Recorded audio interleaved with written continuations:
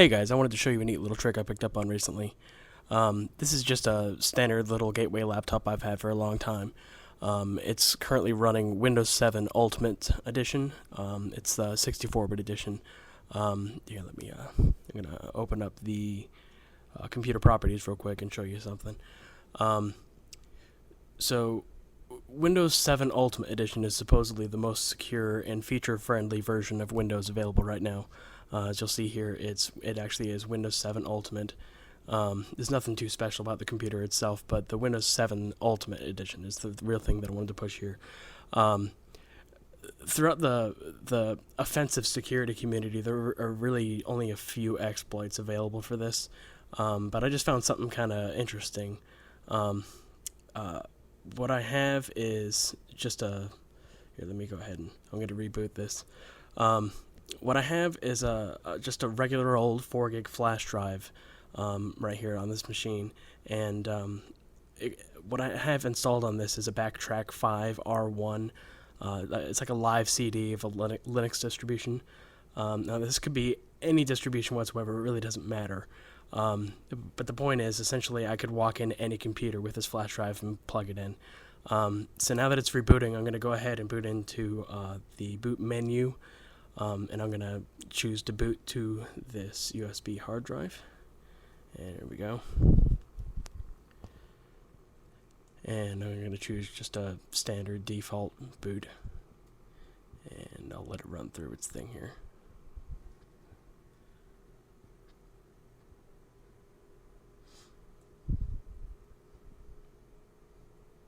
And I'm just using this laptop as an example. It could be essentially any Windows Vista or Windows 7 computer. It doesn't matter what version it is or anything.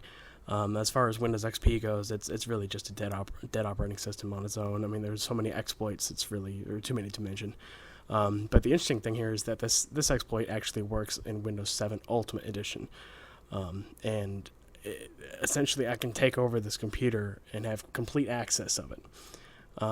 So here I am at the command prompt. What I'm going to do here real quick is run an fdisk-l command. Give me 1 second with the camera here.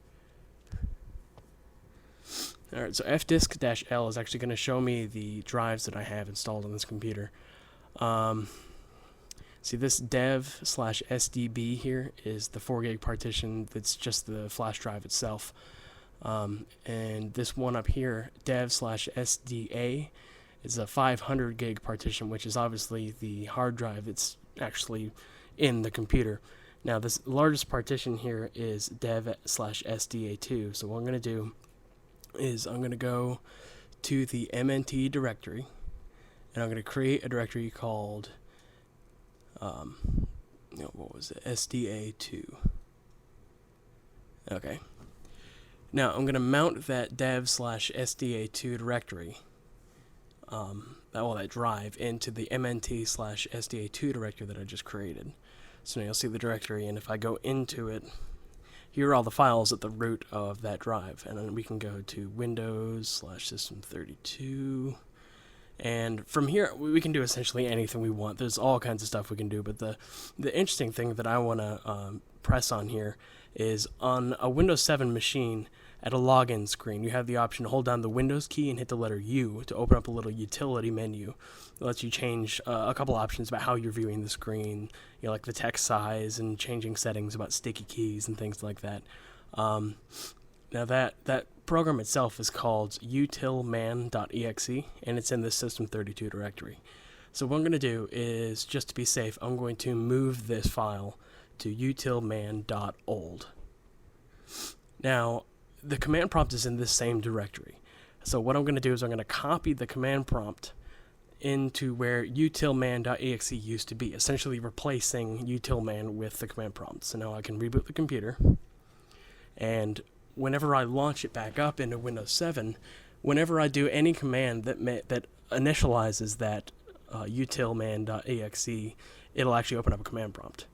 So I mean, at this point, if no one's seen you throw in this USB drive and boot, you're pretty much safe. So I can just go ahead and unplug it and, just pretend, oh, the computer crashed or something like that. Or if you're not really supposed to be on the computer, it doesn't really matter because, I mean, you've only been here for about 60 seconds so far. So I'm going to go ahead and reboot back into standard Windows 7 mode, and shouldn't take very long here. Give me 1 second.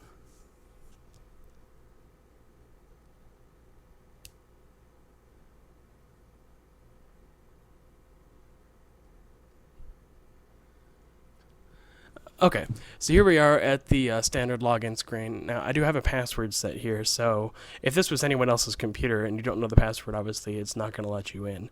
It's going to give you this quick little prompt here. So here's the fun part.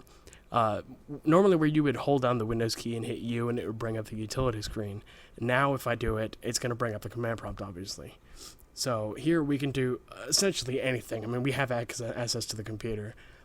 So Who Am I shows that we're actually running this as the system user with that actually has the NT authority, so we can run the Explorer program.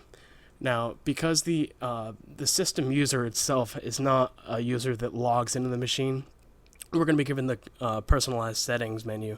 Well, it's not really a menu, it's just going to start loading in personalized settings for that user as basically a welcome to the new user to Windows 7. So if we wait a little while, something interesting is going to happen here. So give it just 1 second. Now, of course, from here, because we do have this command prompt, we could do anything we want. I mean, we can copy this person's files off to an FTP server somewhere. We could completely destroy the computer if we just wanted to, do that. We could do like a shutdown-i command, and we could take down the entire network if you wanted to. But here's the interesting thing. If you run Explorer, it'll actually open up essentially a desktop, and we can open up the full Explorer menu. You can browse through all of the programs the person has installed. You can run through all the files and run everything as the system user. So we have administrative privileges. So that's pretty much it.